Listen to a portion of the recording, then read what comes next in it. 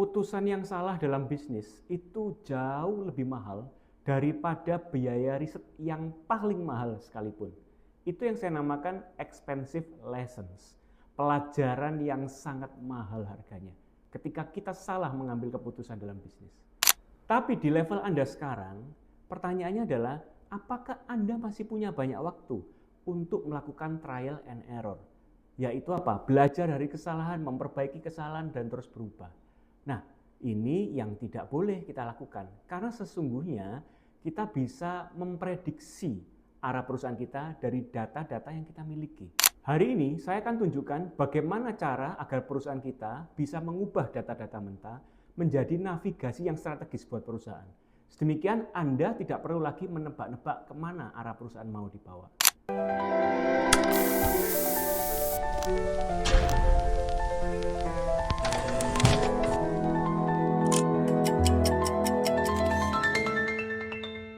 Banyak pemilik bisnis di usia matang yang merasa bahwa intuisinya sudah teruji. Betul, intuisi itu memang aset. Tapi di market yang sangat volatile seperti sekarang, intuisi tanpa validasi itu namanya spekulasi.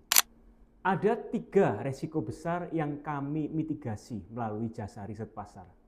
Yang pertama adalah product mismatch.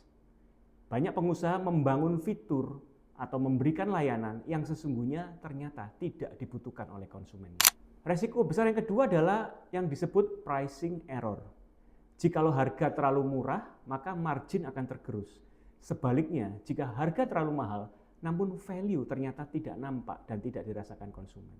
Resiko yang ketiga adalah yang disebut invisible competitors. Kompetitor bukan hanya yang terlihat oleh Anda, tetapi substitusi teknologi yang diam-diam mengambil market share Anda. Mari saya bawa Anda ke belakang layar. Jasa riset pasar kami bukan sekedar membagikan Google Form ke responden.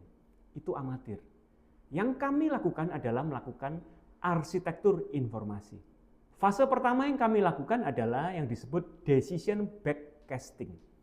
Kami tidak bertanya ke responden apa yang Anda inginkan, tapi kami bertanya ke mereka, keputusan besar apa yang akan Anda ambil untuk 1 bulan ke depan. Dari situlah kami bekerja mundur, supaya kami bisa menentukan parameter data yang tepat untuk riset pasar. Fase kedua, kami melakukan apa yang disebut triangulation method. Metode triangulasi data. Ada 3 sumber data. Yang pertama adalah big data, yaitu tren makroekonomi. Yang kedua adalah competitor intelligence. Apa yang sebenarnya disembunyikan oleh kompetitor Anda, kami akan gali sangat dalam.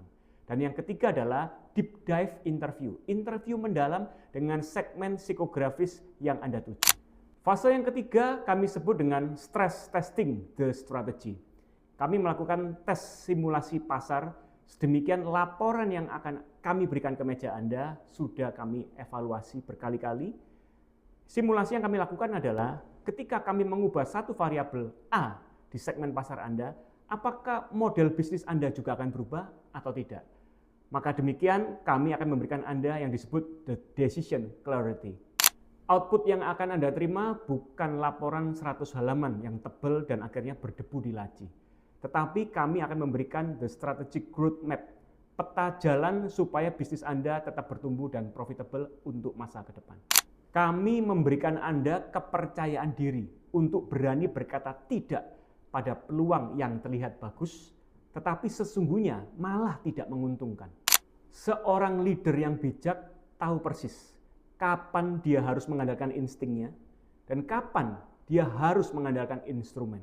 Jika Anda sekarang sedang menyiapkan ekspansi besar perusahaan, atau mungkin merasa bahwa pertumbuhan akhir-akhir ini cukup stagnan, mari kita bedah bersama apa yang sesungguhnya pasar inginkan dari perusahaan Anda. Jika video ini bermanfaat untuk membantu Anda pentingnya riset pasar, jangan lupa subscribe video ini.